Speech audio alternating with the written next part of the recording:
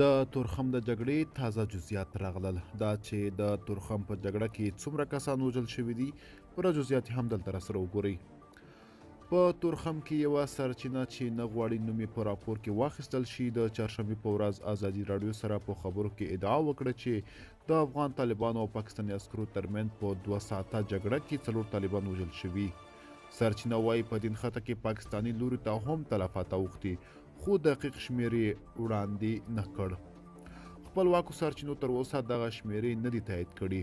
د تورخم هاخوا بیا ځایي خبریال مینوال شینواري ازادي راډیو ته وویل چې په دې نښته کې یو پاکستاني عسکر او د سیمې یو اوسیدونکی ټپي شوی دی.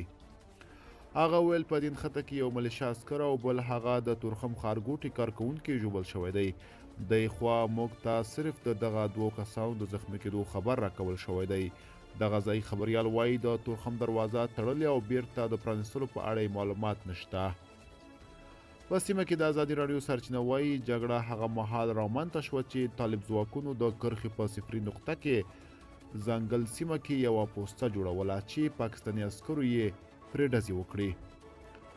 له بلې خوا د طالبانو حکومت د کورنیو چارو وزارت هم د دې جګړې پخلی کړی او ویلي چې دواړو خواوو د دې نښتې د عوامل په پیدا کېدو کار کوي.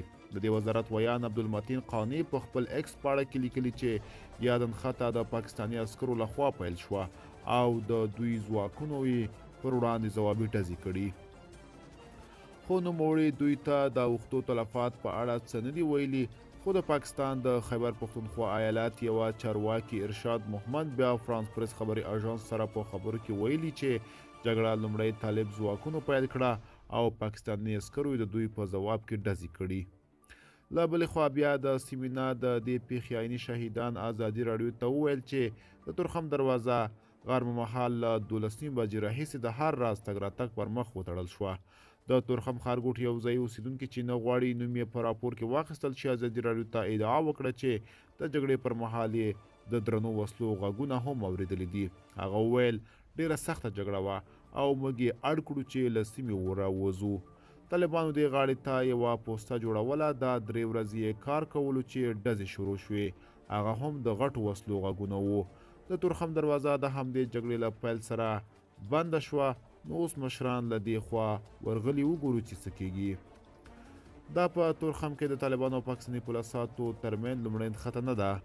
له دې وړاندې هم زیاتې نښتې شوي دي.